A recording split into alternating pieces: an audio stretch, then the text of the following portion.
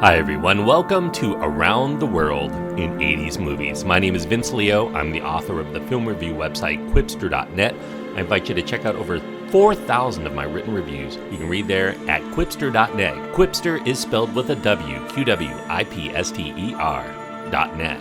Today, we're going to continue on with the third and final film, at least for a while, regarding films of the 1980s that have an enchanted or magical sword in it. This one is, if you watch the cartoon or read some of the comic book adaptations, normally does have a magical sword. This one barely qualifies. In fact, there's only one scene in which the sword seems to have any kind of power.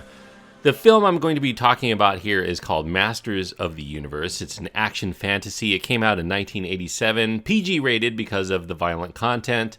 It's an hour and 46 minutes. Dolph Lundgren is the main star, playing He-Man. Frank Langella as Skeletor. We also have Meg Foster, Billy Barty, Courtney Cox, yes, the one from Friends, Robert Duncan McNeil, Jon Cypher, Chelsea Fields, and James Tolkien in the film. The director is Gary Goddard, and the screenplay is credited to David Odell. Now, obviously, if you know Masters of the Universe, He-Man, whatever you want to call it, you know it started off as a top-selling line of toys, usually action figures that were made by Mattel back in the early 80s, and subsequently got re-released in different forms over the years. Masters of the Universe, the property, proved to be an immensely popular franchise of many sorts throughout the decade of the 1980s. It spawned several animated television cartoon series and this major motion picture release in 1987. This was one of many films of the 1980s to spin off from the toy world first. I mean, we had Transformers and Care Bears and Teenage Mutant Ninja Turtles, and which I guess came out in 1990. If you want to consider that the 80s, you can. Although this was the first to do so in a live-action format. Unfortunately, the movie, which was made popular by the B-movie film house called the Cannon Group, or Cannon Films, they stepped into the production when the original producers, RKO Pictures, grew disinterested.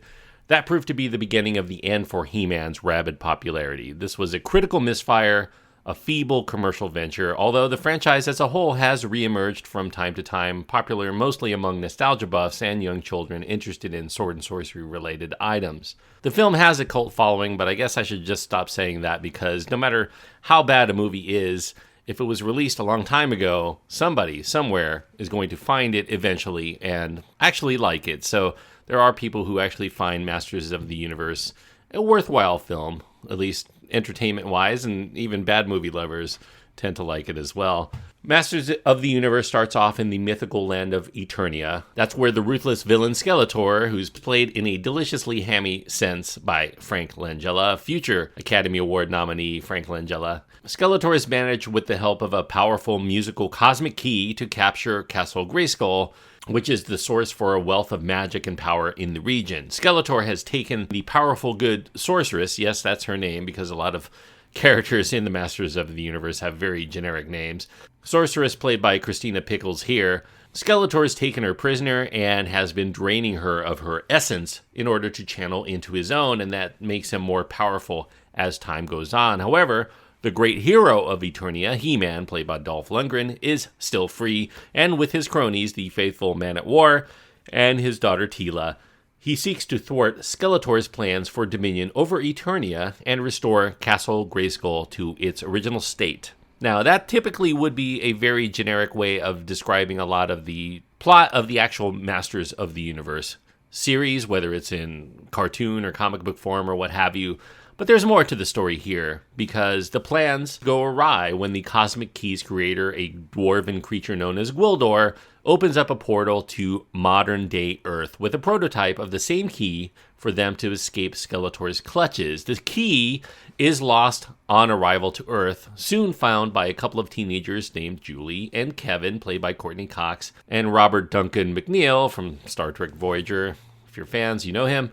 They end up activating it thinking it must be some sort of newfangled musical device. However, using the device alerts Skeletor as to its whereabouts, and once he has pinpointed its location, he sends a band of mercenaries to recover the key and ensnare He-Man, of whom he plans to make an example of in custody in order to break the will of any would-be heroes that are left in Eternia. Masters of the Universe, as I mentioned, is directed by Gary Goddard. This was actually his first time as a feature film director. He was working with the production of a theme park stage show of Conan the Barbarian. Coincidentally, Masters of the Universe's executive producer, Edward R. Pressman, was responsible for bringing Conan the Barbarian to the big screen, starring Arnold Schwarzenegger. Masters of the Universe is, by and large, a pretty weak fantasy action film if you're going to take this from a critical point of view. It's full of leaden plotting, some pretty bad acting, and some hokey characterizations that will most likely please no one but the most forgiving of the He-Man mythos. Goddard had nobler intentions with this franchise, so you have to give him a little bit of respect for trying to do something different. Goddard was trying to wrestle the vision of the film away from Mattel's implorations that they make this vehicle a means to market more of their toy lines. He wanted to do something more than that. He concentrated more on aesthetics than storytelling and worked from a script from David Odell, who was the co-screenwriter for such films of the early 1980s as The Dark Crystal and Supergirl. Goddard emphasized big set design, some lavish costumes, rubbery makeup, some lighting effects, and lots of sparkly laser and lightning bolt shots to dazzle the eyes, albeit in a low-grade kind of way. It would be Goddard's only feature film that he would direct. He chose to go into production of films and shorts for theme parks, where he started, at least until this year. In 2018, he is the co-director of a film called Broadway 4D, that he directed with Bryan Singer. He also wrote the screenplay, by the way. Many liberties are taken between this film and the pre-existing cartoons and comic books, including adding some science fiction elements, such as having He-Man and the other Eternian residents fighting primarily with laser guns instead of the customary sword and armor battles.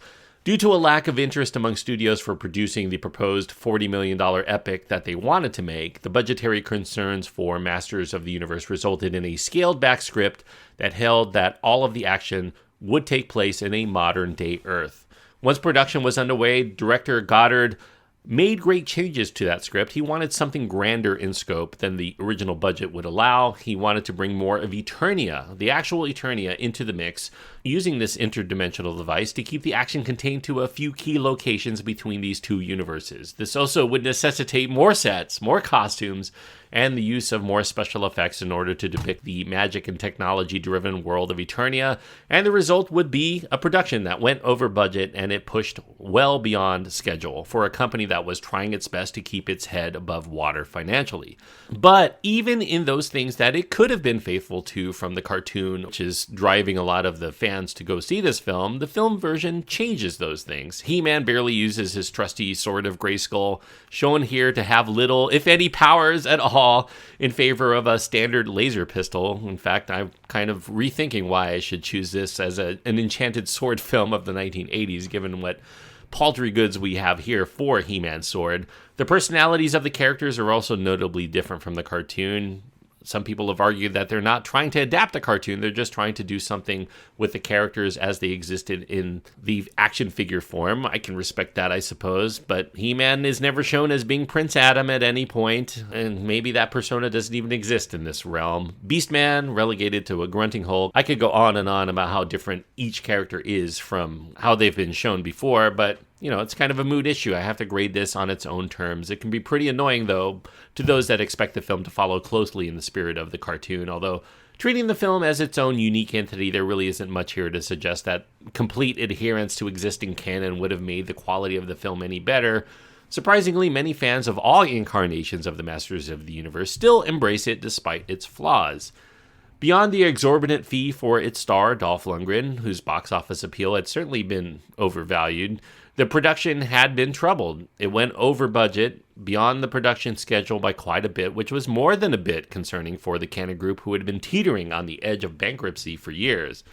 As He-Man's time on television had begun to wane to make way for newer and more popular properties, the film would end up being released too late to capitalize on the former fervor, and Cannon would hardly be in a position to properly market this film that had already cost them far more than they had already been desiring to spend. The budget ballooned from its proposed $16 million to upwards of $26 million, and its 3-month shooting schedule ended up extending 2 additional months.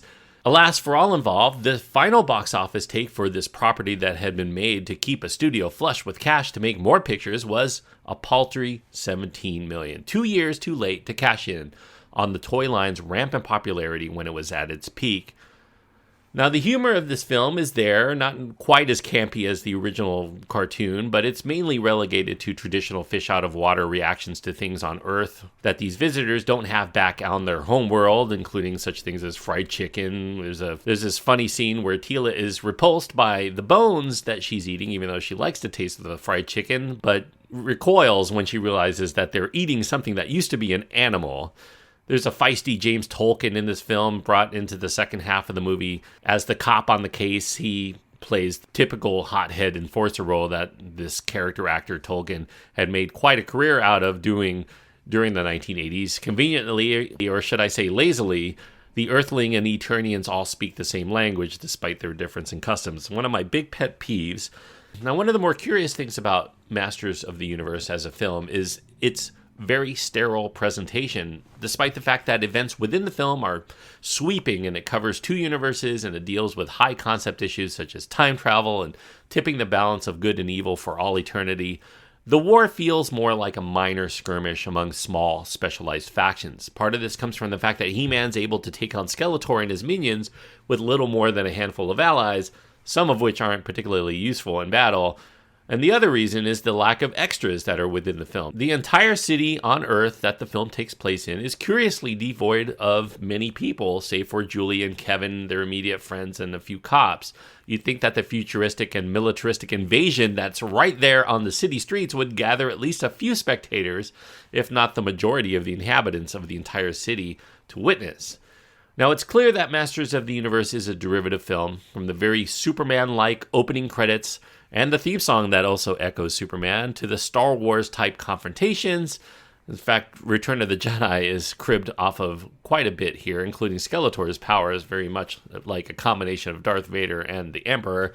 And some people, including comic book legend John Byrne, cite Jack Kirby's The New Gods comic book as a primary source for what Goddard was trying to do. Goddard was a fan of those comics, but he says it was kind of a coincidence, and it is a coincidence, given that the film probably cribs from material that had already used Jack Kirby as an influence. The film very much feels like a low-budget version of another big-screen Star Wars-tinged film that's based on existing franchise, that is Flash Gordon, with its cheesy sets and costumes, juvenile presentation. It also has a beefy blonde hero who can't really act much beyond his physical presence. Coincidentally, the makers of Masters of the Universe wanted to dub over Dolph Lundgren's thick Swedish accent, and that would have followed in the footsteps of Flash Gordon yet again, because Sam Jones, the star of Flash Gordon as Flash Gordon, had been dubbed over when he left the project after falling out with the producer. He refused to come back to redub his lines in post, so an impersonator was brought in order to finish his dialogue. But the makers of Masters of the Universe decided to just go with it. They were already overextended on this film. They just wanted to get it out there into theaters before even more of its popularity waned. At this point, it should be clear from this review that this is a film that is a limited appeal project. I would say its appeal is strictly limited to unwavering fanboys of Masters of the Universe, and perhaps those looking to see some early work by future television stars like Courtney Cox and Robert Duncan McNeil. Dolph Lundgren fans will probably also want to give it a look, although this is definitely one of his worst roles as an actor. He displays little screen presence, and his He-Man seems to be kind of a minor character in the film until the climax. There's some stiffness with the stunts and choreography. Dolph Lundgren did all of his own stunts and moves since no one could match his physical stature. And some of Lundgren's lifeless mumbling through the dialogue. Subtitles are a plus if you have that option. If you enjoy low-budget sci-fi of dubious quality featuring squabbles on the level of your typical professional wrestling match, maybe you'll get more mileage out of Masters of the Universe than most. So, as I mentioned last week when I talked about this film, I saw this movie in the theaters with my brother, who at 5 years old was a big fan of Masters of the Universe. I kind of watched it with him sometimes, so I was familiar with it, but what I saw, I really hated. I found it an endurance test at the time. I actually watched it again back in 2006 in order to review it for my website. I liked it more. I wouldn't say I hated it. I actually have a little bit more respect for it, but I wouldn't say this is a good movie by any long shot. And now in my rewatch of this, some, I guess, 30 years later from the original time that I watched this, I haven't really changed my opinion much from the second time that I watched it. So, and I wouldn't say it's completely unwatchable, but it's also a film I can't really recommend very highly outside of those people that I mentioned just a moment ago. So I'm going to give Masters of the Universe from 1987 2 stars out of 4. 2 stars on my scale means that it's lacking something vital that would keep it a worthwhile endeavor for most people. And I think that what it's really lacking here is any kind of cohesive vision, a good script. And I think the budget really hampered this film to a large extent. I think Goddard really wanted to make something special out of it and probably would have pulled off something more interesting, but for the fact that he had to make a lot of compromises in order to even get this out there. Unfortunately, those compromises also compromised the film, and a lackluster effort is resulting. I do want to mention, though, and not a lot of people know this, if you watch the end credits all the way to the very end, just for a few seconds, there's a very brief stinger that sets up for a sequel that was developed. They actually had a script and they were ready to go. They were going to keep a lot of the same sets, but it ended up never getting made. In fact, this one did so poorly, they weren't going to do it again. And a lot of the elements of that sequel ended up being made into the film, the Jean-Claude Van Damme film, Cyborg. So a little bit of trivia for you there. And that film came out in 1989, so I guess I will probably review it on this podcast eventually. I have seen that one, but not for a very, very long time.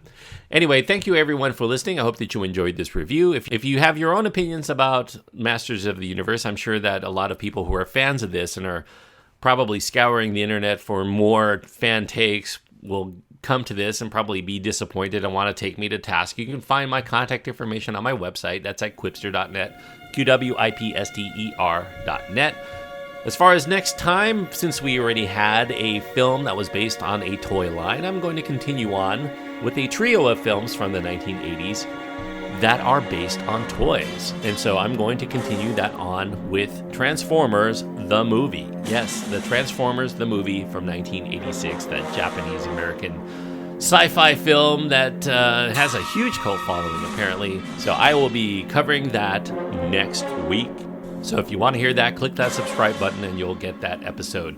I also want to mention that I do cover some new films that are out in theaters. You can search for the Quipster Film Review Podcast. Any place where you're listening to this right now, just do a search for it and you will find it. I haven't been keeping up with that one as much, but now that we're getting into some really cool movies, I assume I'll be going to the theaters a lot more and will bring those reviews to you shortly. Until next time, thanks everyone for listening and joining me on this journey around the world in 80s